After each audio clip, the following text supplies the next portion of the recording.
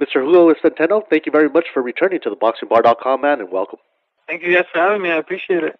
And it's hard to believe it's been about a year since I've had you. Actually, it will be a year exactly this coming Saturdays, and this weekend is going to be a huge weekend for boxing. And I'm sure you're hoping that you're going to start this weekend in a positive way, or going into this weekend in a positive way, because you got a big fight on Thursday night. Tell us a little bit about this fight with Julian Williams, who's undefeated, 13-0-1.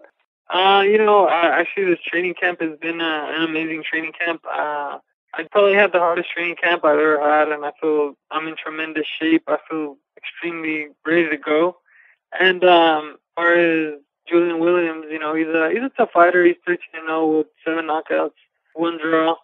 He claims that I'm a C-class fighter, but come Thursday night, I'm gonna give him a little reality check. And what's it going to be like for you? I mean, you're going to go into this big weekend of boxing, which is going to be based in Las Vegas. Your fight is going to be at the MGM Grand in Las Vegas just 2 nights before. How does it feel like going into that bright lights, with all the people that are going to be there throughout the weekend? What is that like for you, knowing this and having this extra pressure on you? Believe it or not, I really don't see it as pressure. Believe it or not, it's more fuel to my engines. I really feel like it's an honor for them to even let me fight on this fight card for this week. It's the biggest fight week in boxing history, and it's amazing. It's awesome just to be here. You could already feel the electricity in the atmosphere, and it feels awesome. And I believe I heard it's for the WBC youth title, right? Yeah, I think it's WBC youth. Do you think this is a step up in competition in fighting a guy like Williams, who is undefeated and has a record, as he has? Do you feel this is a step up in competition, let's say, from your prior few fights? Most definitely. I feel like this fight is evenly matched up, and I'm ready to go. Now, before your last fight with Isaac Mendez, you were sparring the guy that's going to be in the big main event this weekend, Canelo Alvarez. What was that sparring like with him, and did you learn a lot from doing work with him, a guy on that level? It was a tremendous experience. He's a lot faster with his waist and his speed than I thought he was going to be. So I think a lot of people are underestimating him for this weekend. I still have it up in the air for Canelo Floyd. But to me, it's 50-50 because, Floyd has those awesome reflexes, and, Canelo, like I said, he's being underestimated, and he's an extremely strong fighter. So it was a great experience for me just to be able to learn all that stuff that he has to offer. And you're trained by your father, and your manager is Joel de la Hoya. When you think about it, that's a pretty strong or inexperienced corner that you have there.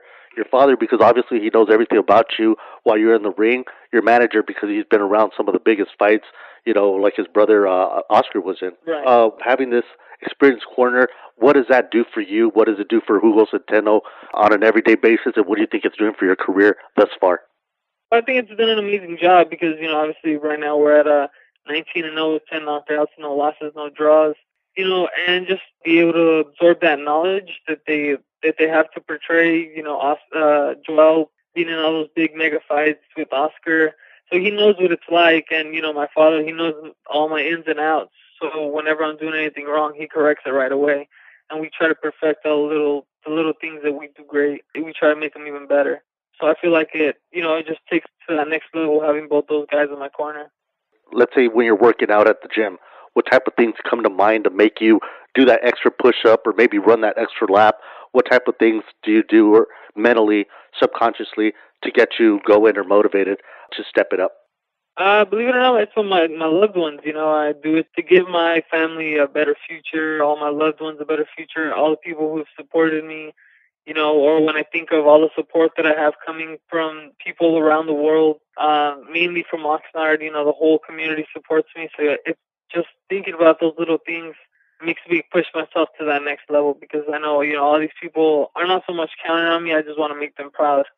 You being from Oxnard and being here and being born and bred, is that motivation also to have your people on your side all the time, to have them be as big Hugo Centeno fans as they are? Oh, most definitely. Just to me, it's a blessing and it's an honor to have such an amazing fan base. They follow me everywhere. I can't appreciate them enough. Without these fans, I would be nothing. That's what the promoters love to see, is for you to bring a huge crowd. And for me, it just feels amazing. All that support that I get from every single fan, I love it. And I also remember, back in the day when I talked to you for the first time, which was probably a few years ago already, you brought up how you used to work out of, I think, like the backyard or something like that.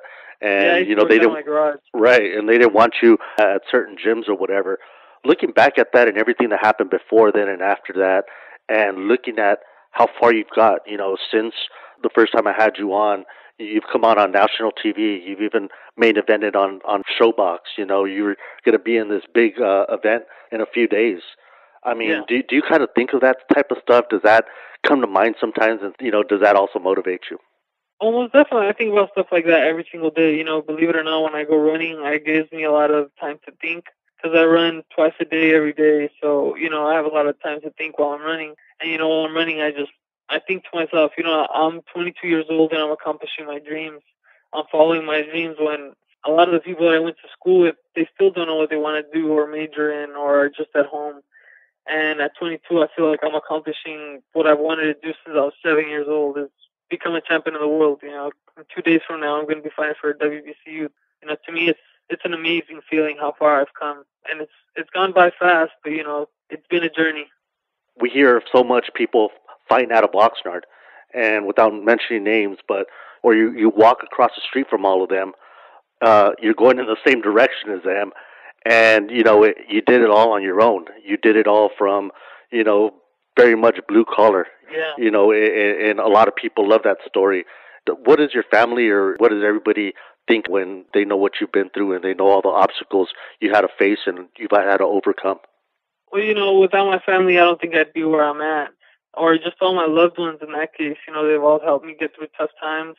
They're all extremely proud of me because, like I said, we've been through some tough times, and even still now to today, like I don't have a promoter, I just have a manager. So it's just me, my family, my loved ones, and my manager that we've still made it this far, and we're able to fight for a title on the biggest fight week of boxing history. It feels amazing to still be able to say stuff like that and doing it without a big promoter or any promoter for that matter. Team boss and everybody watching on Thursday night, watching you on TV, what are we going to expect to see from you?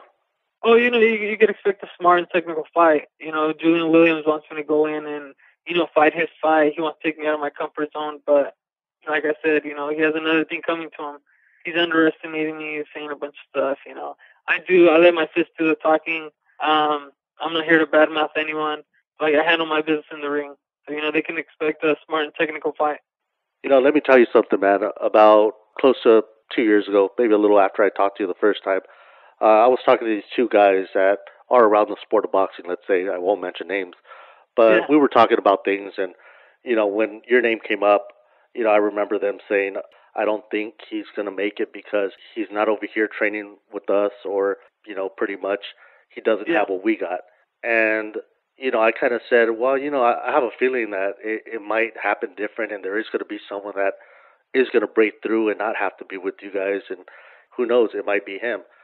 And I think about that all the time whenever I think of you and I see the direction you're going. And those guys didn't like what I said that night. I don't know, maybe they might hate me, but it's all right because you're going to prove me right. And the way you're going, I really think so. And I'm very proud of you, man, and I'm glad you're doing what you're doing. And I'm glad you're doing it in the way you're doing it. And good luck to you this coming Thursday. Thank you. I truly appreciate everything you just said. It really means a lot to me because I know the people that you're mentioning, and it's still like that. It's just unfortunate that it has to be people trying to put me down or hold me back or saying things like that or sending any negative type of vibes. And we're from the same community. It just sucks. You would think it'd come from somewhere else, not from your own community. But I guess you got to prove them wrong.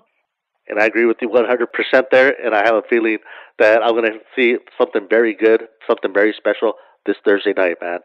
Team Boss is going to be in effect. And thank you very much for returning to theboxingbar.com. And hope to talk to you soon again, man. Yeah, most definitely, Albert. We'll have to do it again. Thanks, Hugo, man.